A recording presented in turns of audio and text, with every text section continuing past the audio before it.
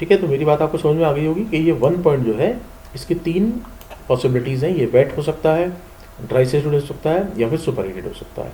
ठीक है, और अब आते हैं हम इस पॉइंट पर, 3 पॉइंट पर। ये कंडेंसेशन के बाद है। कंडेंसेशन के बाद ये पॉइंट, हम जब इसी कंडेंसेशन करेंगे तो हम चाहते हैं कि ये सैचुरेटेड लिक्विड तो हो ही, कम से कम ये सैचुरेटेड लिक्विड होना चाहिए। और अगर ये इससे ज़्यादा भी इसकी कूलिंग हो जाती है तो ये पॉइंट कहीं और इधर शिफ्ट हो जाएगा, और अब जो एक्सपेंशन होगी वो यहाँ से होगी, ऐसे एक्सपेंशन। ठीक है, तो अगर ये पॉइंट, यानी कि हम ये कहें कि 3 पॉइंट थोड़ा सा लेफ्ट साइड और शिफ्ट हो जाए तो इसको हम बोलते हैं सब कूलिंग। ठीक है, तो इस 3 पॉइंट की कंडीशन हो गई कि ये या तो ये सैचुरेटेड लिक्विड पॉइंट पर होना चाहिए, सैचुरेटेड लिक्विड कर्व पर होना चाहिए, या फिर इसकी और अगर फर्दर कूलिंग होती है तो ये कहीं 3 पॉइंट यहाँ आ जाएगा।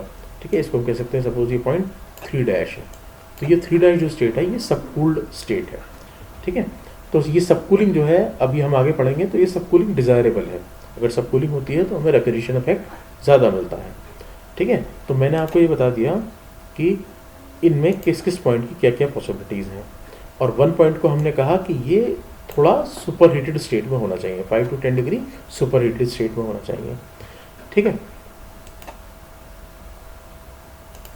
अब देखिए, जब ये 1 पॉइंट इस कर्व के ऊपर होता है और 3 पॉइंट इस कर्व के ऊपर होता है, तो उस साइकिल को हम बोलते हैं SSC, सिंपल सैचुरेशन साइकिल।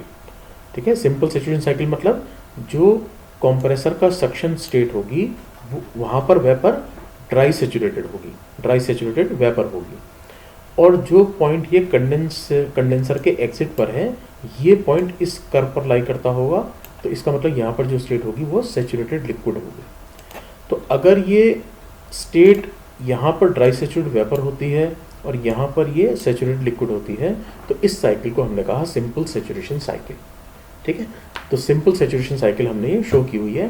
तो अगर एग्जाम में क्वेश्चन में लिखा हुआ है कि there is a simple saturation VCRS, तो इसका मतलब ये है कि 1 पॉइंट सैचुरेटेड वेपर कर्व पर है और 3 पॉइंट जो है वो सैचुरेटेड लिक्विड कर्व पर है। ठीक है, और इसके अलावा क्या पॉसिबिलिटीज़ हो सकती हैं ये सब मैंने आपको बता दी। ठीक, तो जैसा भी क्वेश्चन होगा उसके अकॉर्डिंग हम कैलकुलेशन इसमें कर लेंगे। ठीक है, तो ये इसके TS एंड PH डायग्राम है।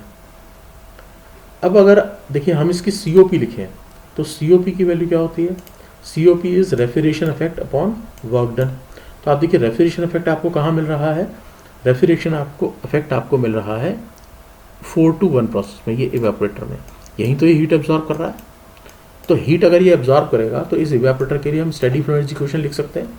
तो वहाँ से अब आप देखेंगे तो हीट एब्जॉर्ब, ये वैसे भी कांस्टेंट प्रेशर प्रोसेस है, तो इसमें हीट एब्जॉर्ब किसके बराबर होगी? H1 माइनस H4 के बराबर होगी। आप steady flow energy equation apply करके देख लीजिए। ठीक है, तो यहाँ पर ये जो हीट एब्जॉर्ब है that is equal to H1 minus H4। ठीक है, और ये तो हीट रेफ्रिजरेशन इफेक्ट की बात हो गई। अब हम कहते हैं कि इसमें वर्क डन कितना है, तो वर्क हमें कहाँ करना पड़ रहा है? इस कंप्रेसर में करना पड़ रहा है।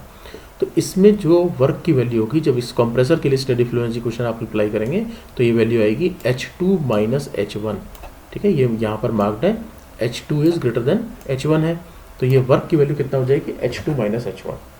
ठीक है, तो ये रेफ्रिजरेशन इफेक्ट, जैसे मैंने आपको बताया कि रेफ्रिजरेशन इफेक्ट तो है H1 माइनस H4 और वर्क इनपुट है H2 माइनस H1।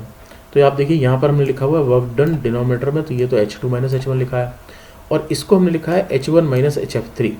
ये ऐसा इसलिए लिखा हुआ है क्योंकि HF3 यानी H3 पर जो एंथैल्पी है वो H4 के इक्वल है। ये तो आइसोएंथैल्पिक प्रोसेस है, तो H3 is equal to H4 है।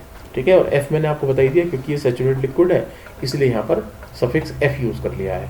तो ये न्यूमरेटर में आप लिख सकते हैं यहाँ पर H1 माइनस H4 या H1 माइनस H3 या HF3 upon H2 minus H1। तो ये इसकी COP की वैल्यू है, यहाँ से हम इसकी COP कैलकुलेट कर सकते हैं। अब देखिए जब हमने इसके पहले एयर रेफ्रिजरेशन सिस्टम पढ़ा है तो हमने उसमें उसका TS डायग्राम ड्रॉ किए थे ज़्यादातर।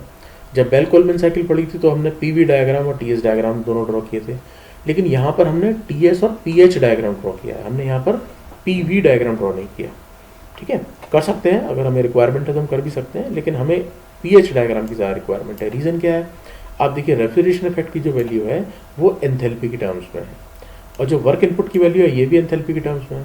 तो इसलिए हमने पीएच डायग्राम ड्रॉ किया है, ठीक है, क्योंकि हमारा जो दोनों चीज़ें हैं जो रिक्वायर्ड हैं वो दोनों ही एंथैल्पी के टर्म्स में हैं, तो ओवरऑल सीओपी भी एंथैल्पी के टर्म्स है, तो इसीलिए हमने यहाँ पर इसका पीएच डायग्राम ड्रॉ किया है। और ये मैंने आपको बता ही दिया कि इसमें 2 प्रेशर लेवल होते हैं।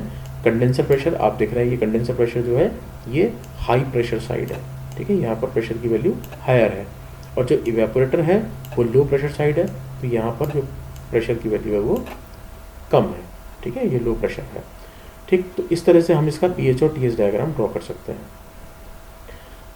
अब देखिए, अगर हम ये जो, जैसे मैंने आपको बताया कि इसमें मेन चीज़ क्या है, वो ये प्रेशर लेवल्स हैं, condenser pressure and evaporator pressure, ठीक है। तो अगर हम इन इवेपोरेटर प्रेशर और कंडेंसर प्रेशर को चेंज करते हैं तो क्या होगा। अब देखिए, अब हम ये पढ़ने जा रहे हैं effect of change in suction and discharge pressure.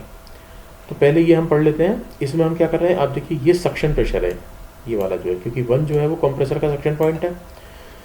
तो अगर इस प्रेशर को हम ये जो पी एस यहाँ लिखा हुआ है इससे रिड्यूस करके पी एस डैश पर ले आएँ, तब इसकी सीओपी में या वर्क में या रेफ्रिजरेशन इफेक्ट में क्या डिफरेंस आएगा, ये हम देखना चाहते हैं, ठीक है। तो अब आप देखिए, अगर ये इनिशियल साइकिल जो है हमारी वो है 1 2 3 एंड 4, ये हमारी इनिशियल साइकिल है।